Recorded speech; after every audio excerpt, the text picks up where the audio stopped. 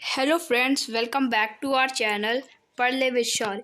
आज की इस वीडियो में हम लोग पढ़ेंगे class 8 NCERT history chapter 1 how when and where. तो इसके पहले वाली वीडियो में हम लोगों ने हाउ डू वी पीरियडाइज के ऊपर वाले सारे टॉपिक कंप्लीट कर लिए थे। आज हम लोग को हाउ डू वी पीरियडाइज कंप्लीट करना है, तो चलिए शुरू करते हैं। In 1817, James Mill, a Scottish economist and political philosopher, published a massive 3-volume work, A History of British India। यानी कि 1817 में एक आदमी था जेम्स मिल, वो एक स्कॉटलैंड का इकोनॉमिस्ट और पॉलिटिकल फिलोसोफर था। उसने एक बुक को पब्लिश किया जिस बुक का नाम था a history of British India. In this, he divided Indian history into 3 periods: Hindu, Muslim and British. और उस बुक में उसने इंडियन हिस्ट्री को 3 पीरियड्स में डिवाइड करा: Hindu, Muslim and British. This periodisation came to be widely accepted. और उसने जो ये इंडियन हिस्ट्री को 3 पार्ट में डिवाइड करा था, इसे लोगों ने एक्सेप्ट करना शुरू कर दिया था।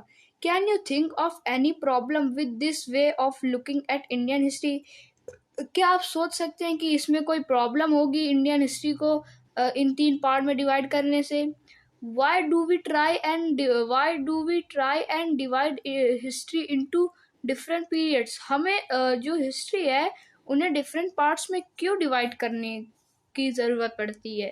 We do so in an attempt to capture the characteristics of a time, its central feature as they appear to us. Why we do so in attempt to capture characteristics of time?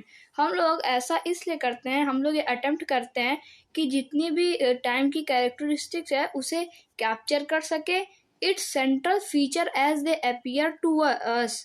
और जो इनके central features होते हैं बारी बारी पूरी history के, उन्हें हम लोग अपीयर कर सकें। So the terms through which we periodize, that is demarcate the difference between periods, become important. So the terms through which we periodize, जो terms होते हैं जिन्हें हम लोग periodize करते हैं, that is demarcate the difference between periods, become important। और जो difference होता है इन periods के बीच में वो important होता है। They reflect our ideas about the past। ये हमारे जो आइडियाज होते हैं जो कि पास्ट में होते हैं उन्हें रिफ्लेक्ट करता है ये periodisation.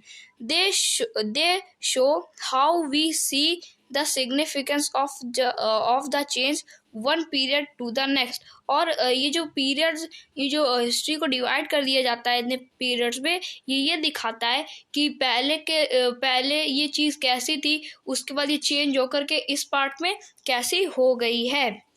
Mill thought that all Asian societies were at a lower level of civilization than Europe।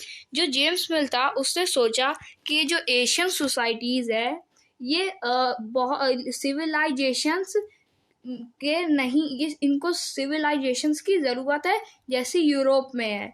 According to his telling of history, before the British came to India, Hindu and Muslim despots ruled the country.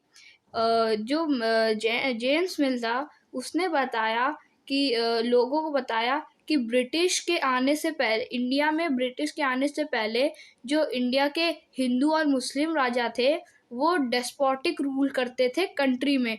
Despotic rule यानी कि जो राजा थे वो पढ़े लिखे नहीं थे। Religious intolerances, caste taboos and superstitious practices dominated social life. यानी कि और जो ब्रिटिश के आने से पहले जो यहाँ पे रिलीजियस रहते थे, रिलीजियस इंटॉलरेंस रहती थी, यानी कि धार्मिक चीज़ों पे विश्वास करते थे, कास्ट में विश्वास करते थे, टैबूज में विश्वास करते थे, और जो प्रैक्टिसेस यज्ञ होते थे इनमें सोशल लाइफ में विश्वास करते थे। British rule Mill felt could civilise India. और ब्रिटिश ने कहा, जेम्स मिल ने कहा कि जो ब्रिटिश रूल आया इसने इंडिया को सिविलाइज करा।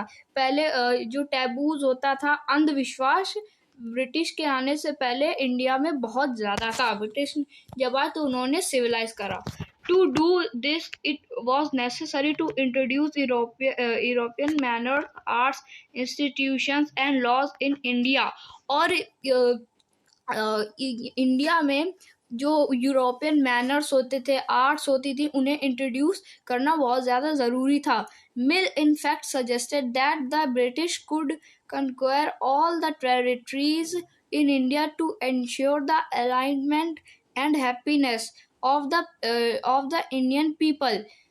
James Mill suggested that British should conquer all the territory in India to ensure the alignment and happiness of the Indian people। और जो जेम्स मिल ने ये भी सजेस्ट करा कि जो ब्रिटिश हैं उन्होंने इंडिया की जो टेरिटरी को इंश्योर कर रखा है उसमें काफ़ी वहाँ पे जो जनता रहती है, लोग रहते हैं जो कि टेरिटरीज ब्रिटिश के अंदर आ चुकी है, वहाँ के जो लोग हैं वो काफ़ी खुश हैं। For India was not capable for progress without British help. और जो जेम्स मिल ने ये भी कहा कि जो इंडिया है वो प्रोग्रेस नहीं कर सकता जो ब्रिटिश हेल्प के बिना। In this idea of history British rule represented all the forces of progress and civilisation. और ये जो आइडिया था हिस्ट्री बनाने का, ये जो ब्रिटिश रूल को रिप्रेजेंट करना था कि ये जो जितना भी सिविलाइजेशन हुआ इंडिया में, ये सारा जो फोर्स है ये सब ब्रिटिश रूल की वजह से ही हुआ है। The period before British rule was one of darkness. और जो ये भी बता गया है, जेम्स मिल ने कहा कि जो पीरियड था, जो कि ब्रिटिश के पहले का जो पीरियड था, वो इंडिया में पूरा डार्कनेस से भरा था। Can such a conception be accepted today? क्या ये सारे जो कंसेप्शन है इन्हें जो जेम्स मिल ने बताई है, क्या इन्हें एक्सेप्ट करा जा सकता है आज के दिनों में? In any case can we refer to any period of history as Hindu और Muslim? Did not a variety of faiths exist simultaneously through the religions of the rulers of the time?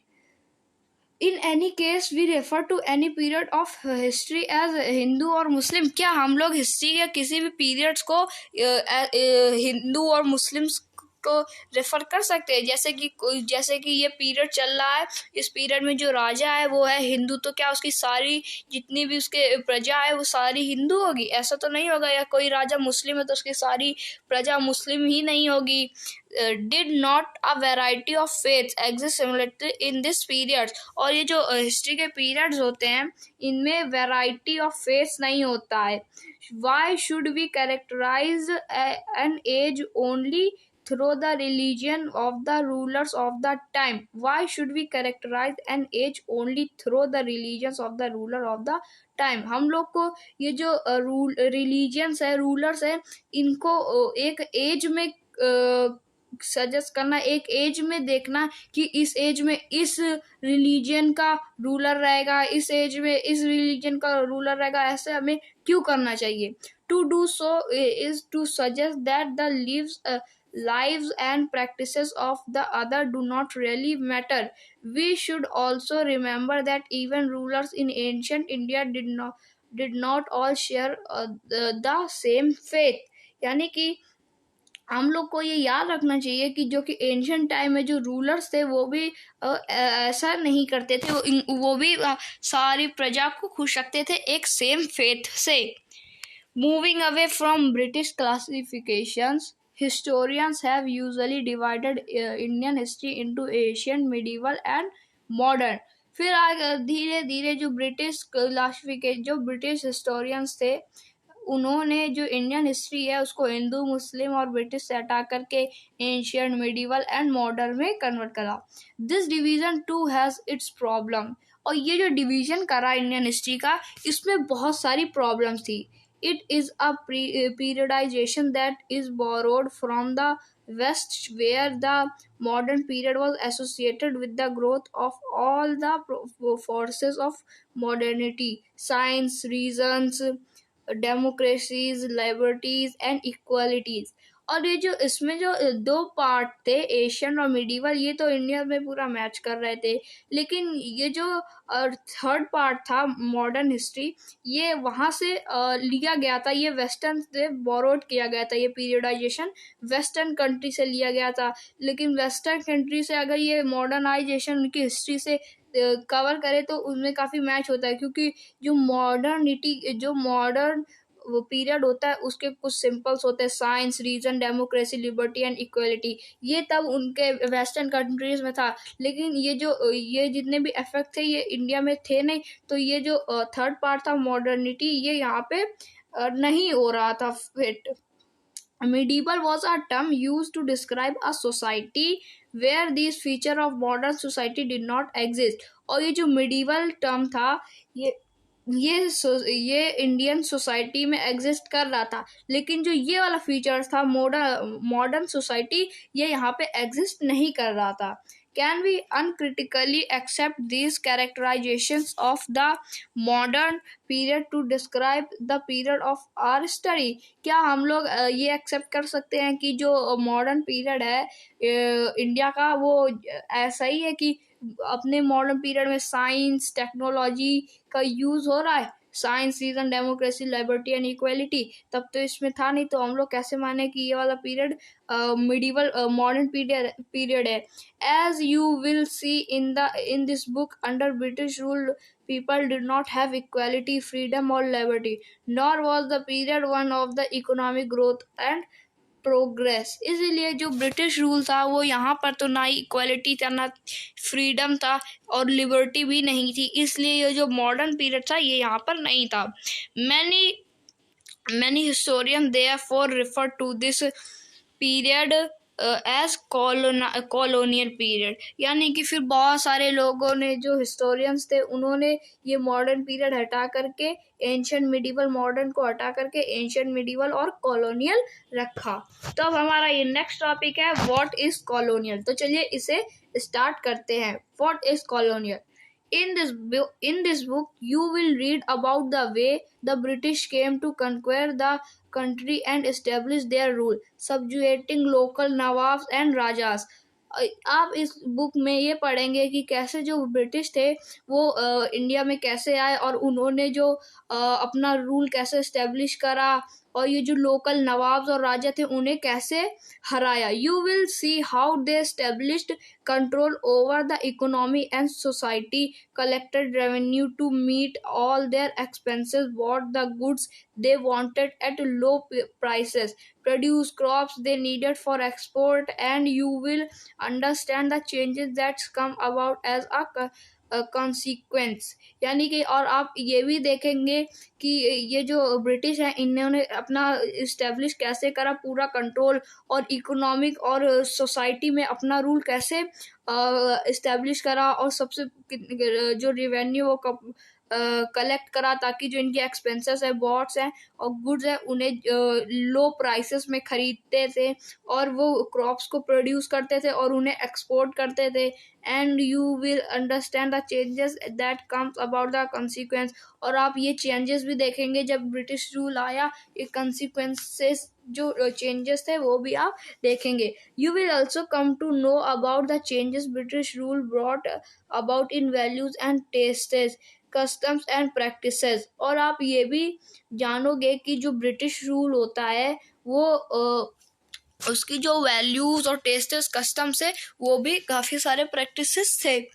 When the subjugating of one country by another leads to these kinds of political, economic, social and culture change, we refer to the process as colonization।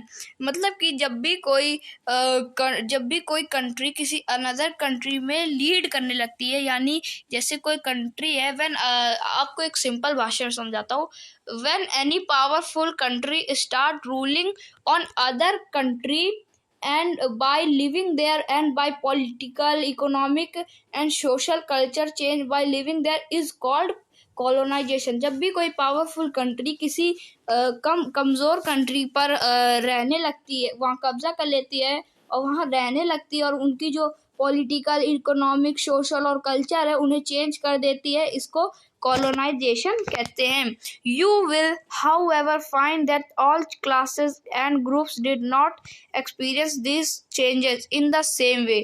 That is why the book is called our past in the plural. तो ये जो हमारा topic था what is colonial, ये भी खत्म हो चुका है। अब हमारा नेक्स्ट टॉपिक है हाउ डू वी नो, मतलब कि जो हिस्ट्री के बारे में हम लोग इसको कैसे जानते हैं।